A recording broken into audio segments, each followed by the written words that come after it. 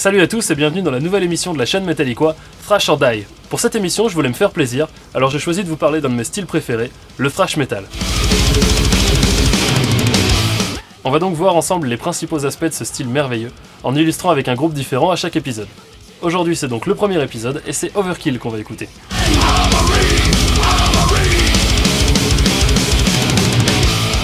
Alors je préfère vous mettre en garde tout de suite, ici on va parler de thrash, du vrai. Donc le Big Four of Thrash, vous pouvez l'oublier. Oui, je sais, moi-même je suis super fan de Megadeth, mais avec tout le respect que j'ai pour eux et les autres membres de ce prétendu Big Four, le seul qui fait encore du thrash aujourd'hui c'est Slayer. Le vrai Big Four of Thrash, ce serait donc Slayer, Testament, Exodus et...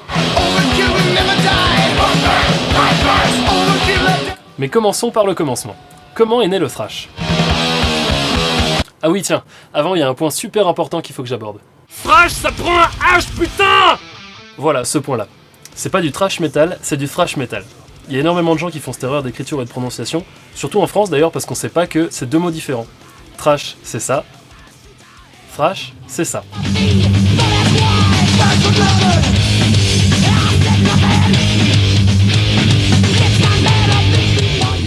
Maintenant que les choses sont claires, on va pouvoir commencer.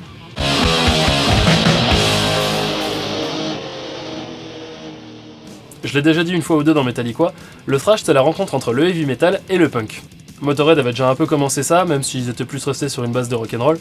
Venom aussi a été une inspiration pour eux en termes de vitesse notamment. Ces groupes-là voulaient un métal plus rapide, plus agressif, plus in your face comme on dit en anglais. Traduction dans ta gueule, hein, au cas où il y en a qui auraient pas compris.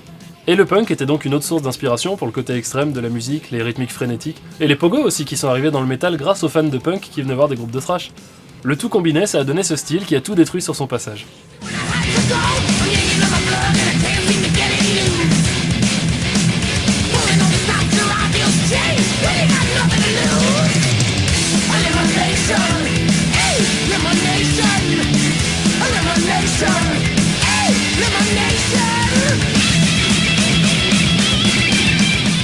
D'ailleurs, et c'est pour ça que j'ai voulu parler d'eux dans ce premier épisode, Overkill est né des cendres du groupe de punk de leur bassiste Didi Verni et de leur premier batteur Rad Skates.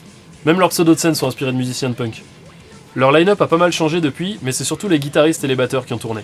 Didi Verni et Bobby Blitz, qui lui s'appelle comme ça à cause de son style de vie excessif par contre, sont les seuls membres restants depuis la création d'Overkill en 1980. Et ouais, un an avant Metallica. De manière générale, la plupart des pionniers du thrash sont nés dans la première moitié des années 80, à l'époque de l'essor d'un autre style de métal beaucoup plus populaire, le glam.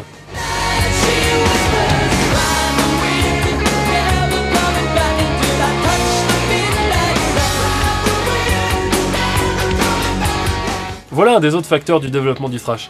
Ils pouvaient pas supporter ces mecs qui s'habillaient comme des gonzesses et qui faisaient des balades à tout va. Eux, ils jouaient avec leur trip, un métal brut, sans concession, et ils vivaient pour, comme ils disent, tuer les poseurs. You know, in LA being the capital of glam, it was very easy to just get raiding parties and going like killing posers and stuff. Not literally usually, but we'd pound on a few, you know, because they'd take our girlfriends. On constatera juste que les années 80, c'était quand même une belle période par rapport à aujourd'hui. Hein. Parce que les poseurs, à l'époque, c'était ça, quoi.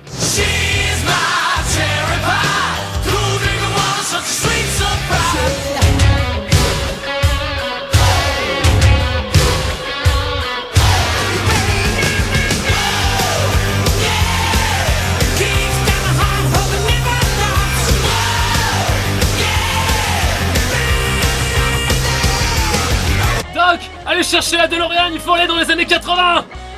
Pour revenir sur le cas d'Overkill, le groupe est né sur la côte est des États-Unis, dans le New Jersey. La région de New York, c'est une des deux scènes entre guillemets locales qui ont été les berceaux du thrash metal. La deuxième étant la Californie, et plus particulièrement San Francisco, puisque LA et surtout Hollywood étaient le fief des glameux. La scène de New York a vu naître des groupes comme Anthrax, Nuclear Assault, Whiplash, et bien sûr notre groupe d'aujourd'hui, Overkill.